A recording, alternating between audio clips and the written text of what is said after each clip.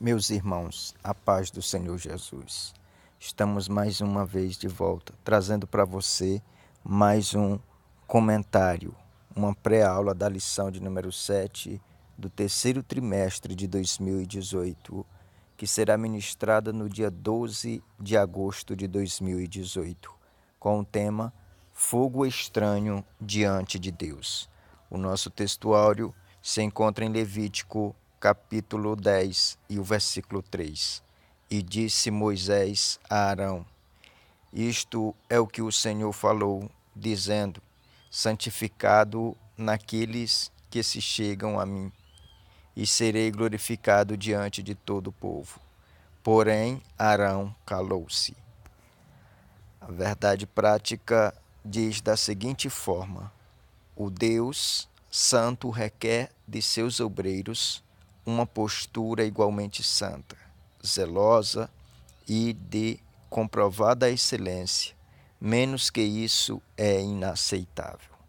Então, a verdade prática, meus queridos, ela, na sua essência, já nos traz aqui algumas evidências de que no ministério do qual nós somos chamados não existe aquele termo que está quase bom, está quase perfeito. Não, para Deus tem que ser o melhor, tem que ser com excelência, tem que ser bem feito. Menos do que isso é inaceitável diante de Deus.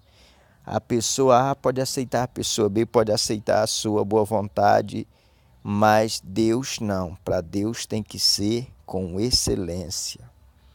A nossa leitura bíblica em classe se encontra em Levítico capítulo 10, versículo 1 até o versículo 11. Então, meus queridos professores, meus queridos alunos, a nossa aula ela terá por base essa leitura de Levítico do capítulo 10. E aqui nos objetivos específicos, nós temos 3 pontos. Primeiro ponto, nós vamos discutir os privilégios de Nadab e Abiú. Qual era os privilégios que Nadab e Abiú tinham?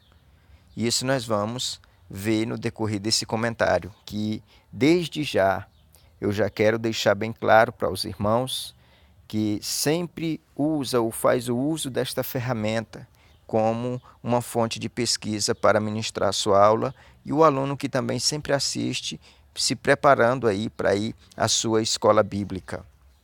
Será breve, será sucinto, será de uma forma muito objetiva esta aula de hoje, para que o vídeo não fique muito grande, muito longo, e aí acabe que cansando aí os telespectadores que sempre assistem os nossos vídeos.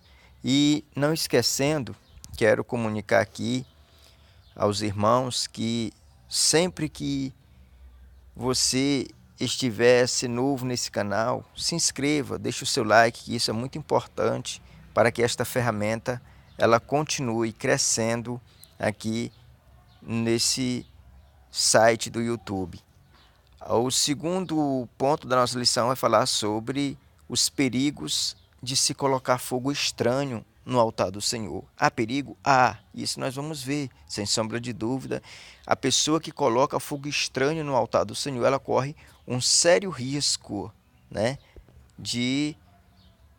Já na verdade, ele já entra fracassado com essa ideia. E se ele executar esse projeto, ele será fulminado da presença do Senhor. O terceiro ponto é compreender o porquê do luto no santo ministério. Esse ponto, talvez, nesta lição, ele seja o que vá prender mais a atenção do seu aluno, querido professor, porque é um ponto onde você vai ter a oportunidade de explicar de uma forma clara, de uma forma bem assim diferente, vamos dizer assim, a questão do sacerdócio araônico. Por que Arão ele não teve, né, a liberdade de tirar o seu momento de luto pela morte dos seus filhos? O porquê ele não pôde se fazer ali aquele luto com toda a sua família, triscar nos cadáveres dos seus filhos? Porque, em primeiro lugar, o ministério, em primeiro lugar, a fidelidade a Deus. Isso nós vamos aprender no terceiro ponto. Então se segure aí, porque essa lição desta semana é uma lição mais profunda do que a de domingo passado. É uma lição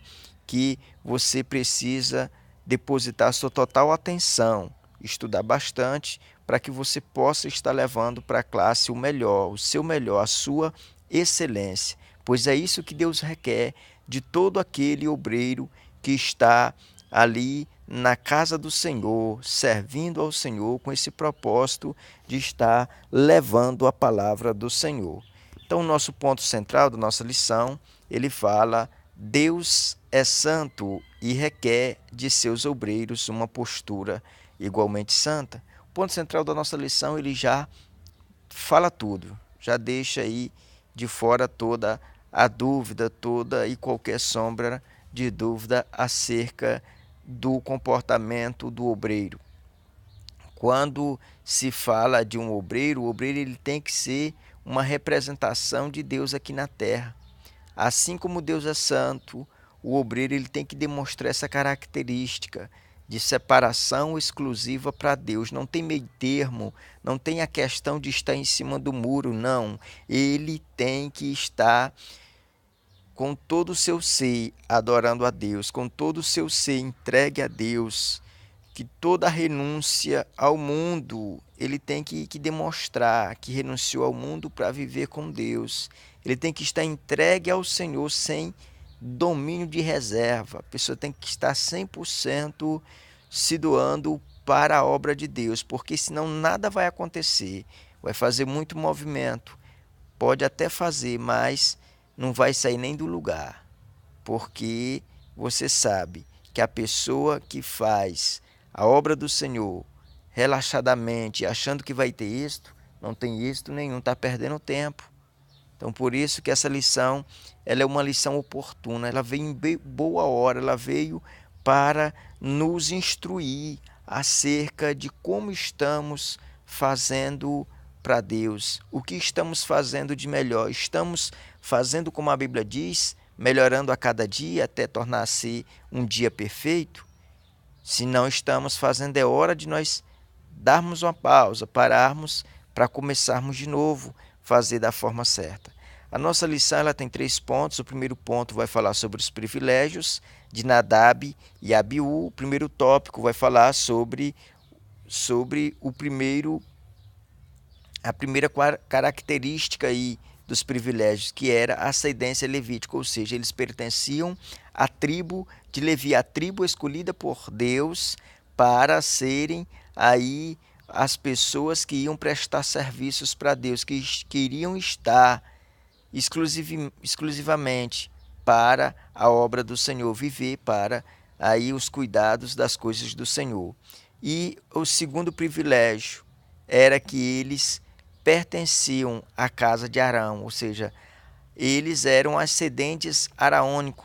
Era deles que iriam partir todos os sacerdotes. Não era da família de Moisés, não era da família de Miriam, porque Miriam não se casou, né? Não teve filhos. Mas não era da de Moisés, não era da dos coatitas que ia surgir esse ministério de sacerdotes, mas era só da casa de Arão. Então, Nadab e Abiú, como eram filhos, né, de Arão, ele aí eram e pertenciam a essa descendência. Eles nasceram privilegiados com essa glória, né? E o terceiro ponto fala sobre participantes da glória de Deus, ou seja, Nadab e Abiú, eles viram a glória de Deus sendo manifestada na tenda, na congregação, no tabernáculo, no meio do povo. Eles desfrutaram de perto como Deus falava com Moisés, como Deus demonstrava a sua glória para com o seu povo, no meio do seu povo. Eles viram isso e não foi de longe. Quem sabe como os que pertenciam à tribo de Judá, como os que pertenciam a qualquer uma outra tribo, a não ser a tribo de Levi. Não, eles eram do centro, eles eram do âmago daqueles que tão de perto contemplavam a glória de Deus. Eles pertenciam à tribo de Levi, uma tribo abençoada, chamada para o ministério. Eles pertenciam à casa araônica, que era de onde ia descender todos os sacerdotes. Então, o tópico do ponto 1 fala Como sacerdotes, Nadab e Abiú tinham privilégios. O segundo ponto da nossa lição vai falar sobre fogo estranho no altar. 3 atitudes marcaram o ato leviano e inconsequente de Nadab e Abiú.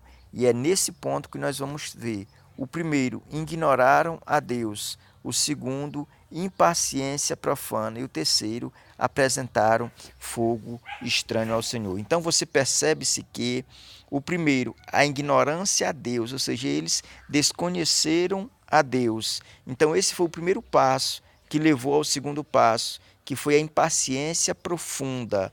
E esse levou à queda, a grande queda, o grande mal que eles atraíram para si, que foi a morte, através de apresentarem um fogo estranho ao Senhor. Então, todos esses passos, um levou ao outro. Então, leve isso para a sua classe, mostre isso para os seus alunos, para quem está ali ouvindo, que a pessoa que apresenta um fogo estranho diante de Deus não é de uma hora para outra, não. Ele trilha alguns passos. E o primeiro passo foi ignorar Deus, o segundo, a impaciência, que somando ignorância a Deus mais impaciência profunda é igual a apresentar fogo estranho e ser fulminado da presença de Deus. A síntese do tópico 2 diz: Nadab e Abiú ignoraram as recomendações divinas e ofereceram fogo estranho sobre o altar.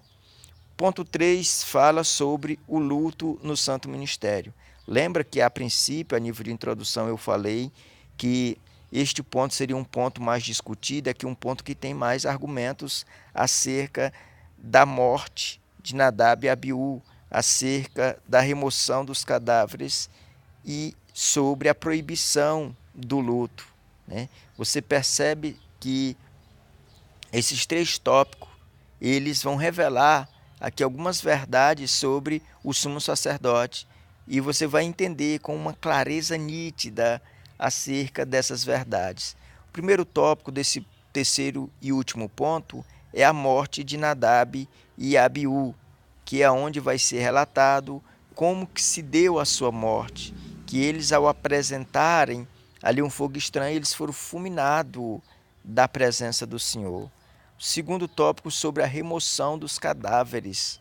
Aqui você percebe-se que não foi Arão e nem os outros 2 filhos, que era Itamar e Eleazar, filhos de Arão, que tiraram seus irmãos mortos de lá, não. Mas a Bíblia diz que Moisés, ele chamou outros e tirou. E então,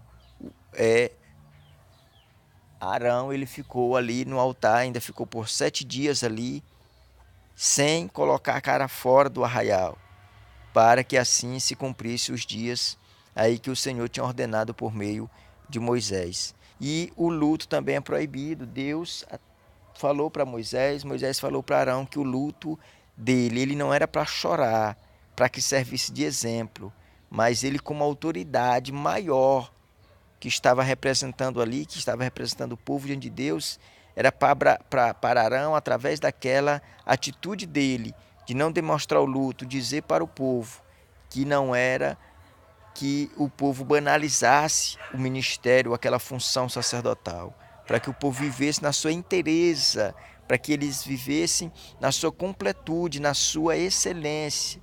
Quando fosse fazer um trabalho para Deus, um serviço, que fosse com excelência, não fosse relaxadamente. Então, por isso, a proibição do luto, porque para que não caísse no meio do povo como algo banal, algo que fizesse de qualquer forma. Conclusão: devemos ter cuidado com a forma como nos apresentamos diante de Deus. O culto ao Senhor deve ser santo, reverente e verdadeiro. Portanto, chega de liturgias bizarras, cultos mundanos, teologias permissivas e costumes que ferem a palavra de Deus. Se não atentarmos à santidade e à glória divina, não subsistiremos, pois o nosso Deus, embora seja conhecido pelo amor e bondade, é também fogo devorador. Portanto, sejamos puros e santos em toda a nossa maneira de ser, pois o Senhor não se deixa escarnecer.